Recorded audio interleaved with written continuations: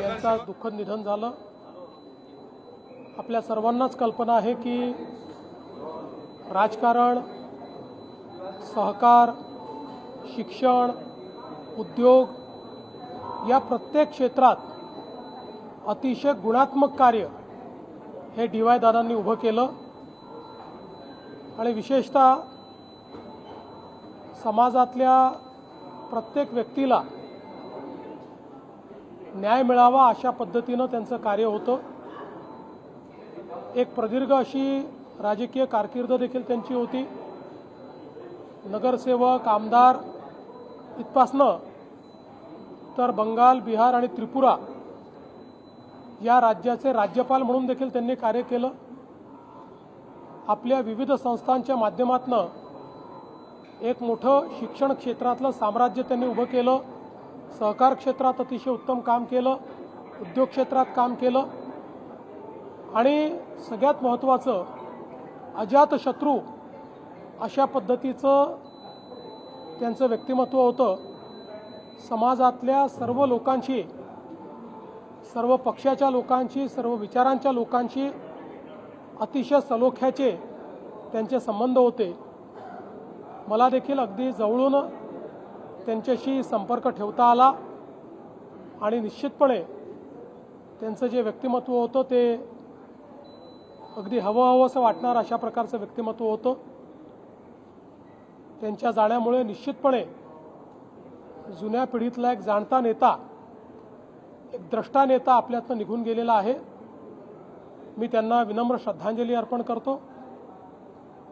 त्यांच्या कुटुंबावर आज हे जे दुःख कोसळलेलं आहे ते सहन करायची शक्ती ईश्वराने त्यांना द्यावी। श्री सतेज बंटी पाटीलजी यांच्याशी माझं फोनवर बोलणं झालं। त्यांना माझ्या शोकसंवेदना मी दिलेल्या आहेत आणि पूर्ण शासकीय इतमामात त्या ठिकाणी त्यांचा अंत्यसंस्कार व्हावा अशा प्रकारचे निर्देश देखील देण्यात आले आहेत। सर, उपमुख्यमंत्री सुनेत्रा पवार यांच्याबद्दल काँग्रेस असं काही वक्तव्य केलं आहे? कोणी केलं? मला असं वाटतं की अतिशय खालच्या स्तरावर हे उतरलेले आहेत। मुळामध्ये यांना कुठलाही रिस्पॉन्स मिळत नाही, कोणी विचारत नाही।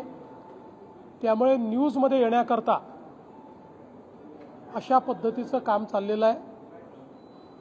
बदनाम हुए तो क्या हुए, नाम तो हुआ अशा पद्धतीनं यांची कारवाई चाललेली आहे आणि मला असं वाटतं की महाराष्ट्राच्या राजकीय संस्कृतीत इतक्या खालच्या स्तराला जाणारे हे आता आपल्याला पहिल्यांदाच पाहायला मिळत आहेत। सर, पोलिसीनंतर राज्यामध्ये एमपीएससीचे पेपर फुटले हा सगळा प्रकार पुढे आणत रोहित पवारांकडून सातत्याने आरोप केले जात आहेत। पत्रकार परिषदेत प्रेझेंटेशन सुद्धा दिलं जात आहे।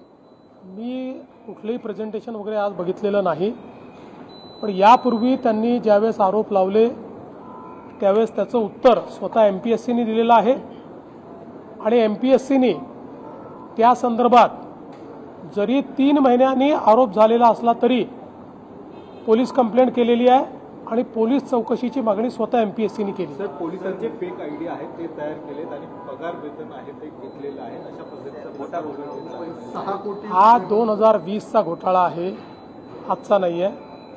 2020 सालचा घोटाळा आहे, त्याच्यावर कारवाई चाललेली आहे आणि सगळ्या ज्यांनी घोटाळा केला त्यांना त्या ठिकाणी निश्चितपणे कारवाई झालेली आहे आणि होते। मुंबईतल्या सिटीनेट प्रकरणी 18 कोटींची वर्षाला होणारं नुकसान, राज ठाकरे मुंबईतल्या सिटीनेट मंदिरामध्ये 18 कोटींचं वर्षाला होणारं नुकसान हे राज ठाकरेंनी मुद्दा त्यांच्या पत्रात वाचून दाखवला। मात्र या प्रकरणी आता सीआयडीची चौकशी व्हायची मागणी ही पश्चिम होताना पाहायला मिळते, तो होईल का? बघा, कुठेही शंका निर्माण झाली आणि पुरावा असेल तर चौकशी झालीच पाहिजे।